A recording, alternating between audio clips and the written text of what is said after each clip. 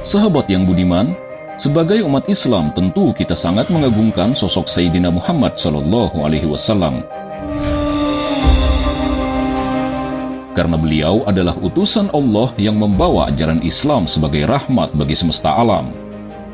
Salah satu bukti kecintaan kita pada Rasulullah SAW adalah dengan memuliakan pula keturunan atau zuriatnya, yaitu Ahlul Bait atau Syarif, atau yang dikenal di Indonesia dengan sebutan Habib. Habaib atau Habib juga manusia biasa yang memiliki khilaf dan kesalahan. Namun dalam tubuh Habaib terdapat tetesan darah Rasulullah SAW, manusia paling mulia yang menjadi kekasih Allah Subhanahu wa Ta'ala.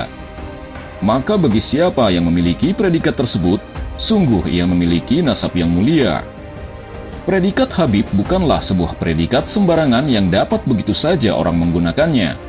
Yang demikian itu merupakan perkara sebuah nasab atau keturunan. Karena dalam Islam, perkara nasab adalah perkara yang sangat menjadi perhatian. Seseorang dilarang keras mengaku keturunan dari selain ayahnya. Hal tersebut adalah perbuatan yang sangat dilaknat oleh Allah dan Rasul-Nya. Sebagaimana hadis Nabi dari Sa'ad bin Abi Waqqas radhiyallahu anhu, sesungguhnya Nabi SAW pernah bersabda, siapa saja yang mengaku kepada selain bapaknya dan ia mengetahui bahwa orang itu bukanlah bapaknya, maka surga haram atasnya. Muttafaqun alaih. Terlebih bila orang yang tidak memiliki nasab kepada Rasulullah SAW kemudian ia mengaku sebagai keturunannya, baik hanya mengaku Habib, apalagi sampai memfitnah Ahlul Bait kemudian menggunakan nasabnya. Sungguh perbuatan yang amat tercela. Bahkan, Imam Malik rahimahullahu bersikap tegas terhadap orang-orang yang demikian. Imam Asy-Syakhawi Asy-Syafi'i rahimahullahu berkata, dari Malik bin Anas rahimahullahu berkata, siapa saja yang menisbatkan diri kepada keluarga Nabi SAW dengan cara yang batil, dipukul dengan pukulan yang menyakitkan, kemudian dimasyhurkan dan ditahan dalam waktu yang lama sampai pertaubatannya nampak. Karena hal itu adalah peremehan terhadap hak Rasulullah SAW. Begitu murkanya Imam Malik terhadap orang yang berbohong memiliki nasab kepada Rasulullah SAW, hingga menurutnya orang tersebut harus diberi hukuman yang menyakitkan. Di zaman sekarang, khususnya di Indonesia, banyak orang yang mengaku memiliki nasab atau menyatakan diri sebagai Ahlul Bait, entah dengan motif ingin dihormati di masyarakat atau hanya ingin gagah-gagahan saja. Nasab dari orang tersebut dapat diketahui kebenarannya melalui Robitoh Alawiyah, sebuah organisasi Islam yang bergerak di bidang sosial kemasyarakatan, khususnya mencatat orang-orang yang memiliki keturunan langsung dari Nabi Muhammad SAW. Organisasi ini berdiri pada tanggal 27 Desember 1928 dan telah mencatat orang-orang yang memiliki nasab kepada Rasulullah SAW di seluruh Indonesia hingga sekarang. Maka, tak ada satu Ahlul Bait pun yang luput dari catatan Robitoh Alawiyah. Orang yang memiliki nasab kepada Rasulullah SAW akan diberikan sebuah buku yang menandakan dirinya adalah benar seorang Ahlul Bait, yaitu buku nasab, guna mencegah pengakuan palsu dari seseorang yang mengaku Ahlul Bait.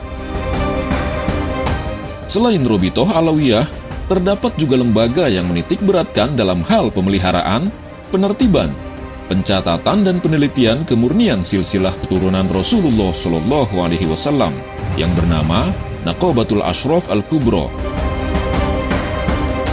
Dengan keberadaan dua lembaga tersebut, yakni Robitoh Alawiyah dan Naqabatul Ashraf Al-Kubra, silsilah keturunan dari generasi ke generasi hingga sampai ke Rasulullah SAW dapat terpelihara.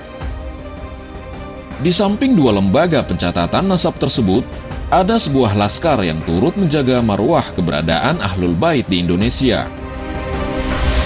Laskar Alawiyin. Laskar Alawiyin dibentuk oleh Habaib Muda Indonesia pada tanggal 29 September 2018. Kemudian disahkan sebagai lembaga independen yang memiliki badan hukum pada tanggal 31 Agustus 2020 dengan nama Yayasan Laskar Alawiyin Bersatu. Yayasan Laskar Alawiyin Bersatu memiliki sayap juang yaitu Laskar Alawiyin Indonesia atau LAI. Kemudian, laskar yang beranggotakan para muhibbin yaitu Laskar Pecinta Alawiyin Indonesia atau LPAI. dan Laskar Syarifah Alawiyyin Indonesia atau Laifah. Yayasan Laskar Alawiyyin Bersatu dibentuk guna menertibkan nasab-nasab atau dzurriyyat palsu yang keberadaannya makin marak, karena hal tersebut tidak dibenarkan dalam Islam. Seperti yang terjadi di kawasan Jakarta Utara baru-baru ini, seseorang telah mengaku memiliki nasab kepada Rasulullah SAW dengan marga Al-Jufri. Ironisnya, bukan hanya nasab palsu, orang tersebut menggunakan nasab dari seorang ahlul bait kemudian memfitnahnya. Mendengar berita yang terjadi, dua lembaga yakni Robitoh Alawiyah dan Naqobatul Ashraf Al-Kubro mengambil tindakan dengan memeriksa dan menelusuri terlebih dahulu nasab yang ia akui. Setelah diketahui bahwa nasab yang ia gunakan palsu, pelaku sempat mendapat teguran dari pihak kedua lembaga.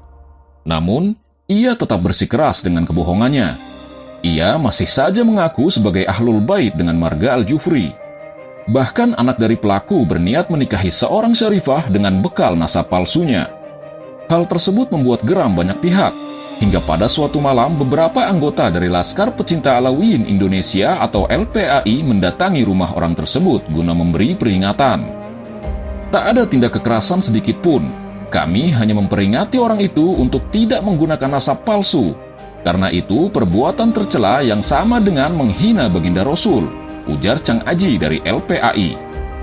Saat itu terjadi kesepakatan bahwa perkara ini akan diselesaikan bersama ahlul bait yang asli secara kekeluargaan.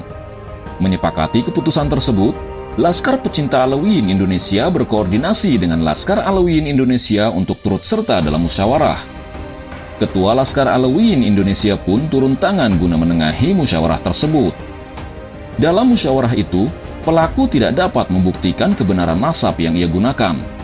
Terbukti bahwa nasab yang ia akui adalah nasab palsu, yang mana pemilik nasab atau ahlul bait sesungguhnya adalah Habib Hashim bin Yahya Al-Jufri. Pelaku beralasan bahwa ia hanya mengikuti perintah ayahnya. Dengan lapang dada, Habib Hashim bin Yahya Al-Jufri memaafkannya. Namun pihak Laskar Alawiyyin Indonesia tak percaya begitu saja. Mengingat ia sudah diperingati tentang hal tersebut, tapi tetap membandel.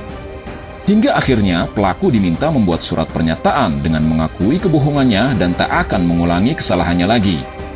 Surat tersebut dibacakan di hadapan Laskar Alawiyyin Indonesia, Laskar Pecinta Alawiyyin Indonesia, keluarga ahlul bait, dan beberapa jamaah yang menjadi saksi pada musyawarah tersebut. Bismillahirrahmanirrahim. Saya mengaku salah atas pengakuan sebagai habaib dzurriyyah Rasul yang bermarga Jufri. Saya minta maaf dan keluarga besar saya karena saya tidak mengaku sebagai dzurriyyah Rasul bermarga Jufri. Saya minta maaf atas kesalahan yang saya telah perbuat karena saya telah berbohong. Saya meminta dan memohon maaf yang sebesar-besarnya kepada keluarga besar Al-Hashim bin Yahya Al-Jufri. Saya berjanji saya tidak akan mengulangi lagi, dan apabila saya mengulangi lagi saya akan melanggar sesuai dengan konsekuensi dari yang diberikan dan siap sanksi oleh pihak yang berwajib.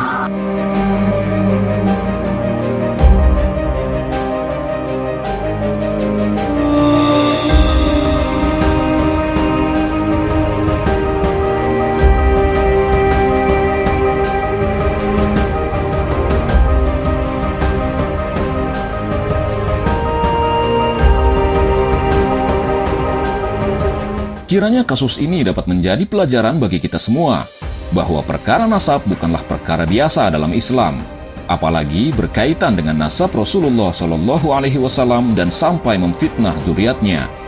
Semoga Allah selalu memberikan taufik dan hidayahnya kepada kita semua.